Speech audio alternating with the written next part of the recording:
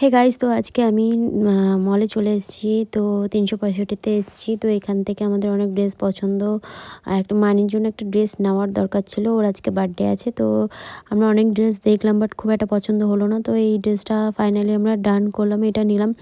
কারণ হচ্ছে ওর একটু আনকমন ড্রেস কালার পছন্দ হয়। তো বিনোদ বললো এই কালারটা নাও, এই কালারটা ওর পছন্দ হবে। আমি আরও অন্য কালার দেখছিলাম, বাট ও বললো এটাই নিতে, তো আমি এটাই নিলাম। তো এটাই ফাইনালি আমি বললাম যে ঠিক আছে, দেখো ওর সাইজে হবে কি না। ও বললো হ্যাঁ, ওর 9 বছর বয়স, তো ওর জন্য এটাই নিলাম। ও বললো হ্যাঁ, এটা হয়ে যাবে। তো তারপর আমরা চলে এলাম নিচে আসার পর আমরা বিল করতে লাগলাম। কারণ বিনোদ বলছিল কিছু নেবে তোমার জন্য। তো আমি বললাম না থাক, আজকে আর নেবো না, দেরি হয়ে যাচ্ছে।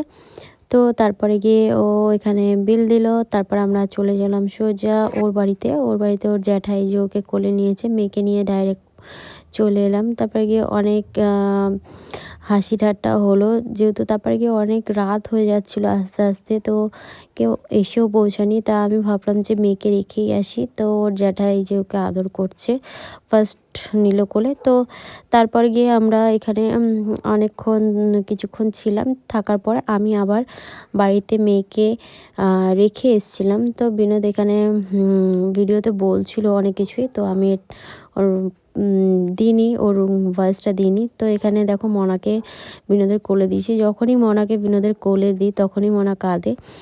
মানে ও ঠিক মতন এখনও নিতে পারে না, ওই কারণে ও মানে কেঁদে ফেলে।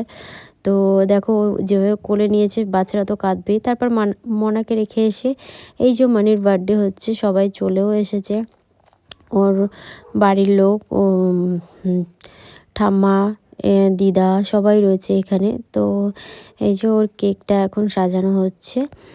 তো কেক কাটিং হবে। তারপর গিয়ে আমি বেশিক্ষণ থাকতেও পারলাম না, কারণ হচ্ছে কি মেয়ে খুব কাঁদছিল, এই কারণে আমি বেশিক্ষণ থাকতে পারিনি। যতক্ষণ কেক কাটা কমপ্লিট হয়ে গেছে তারপর আমি চলে গেছি।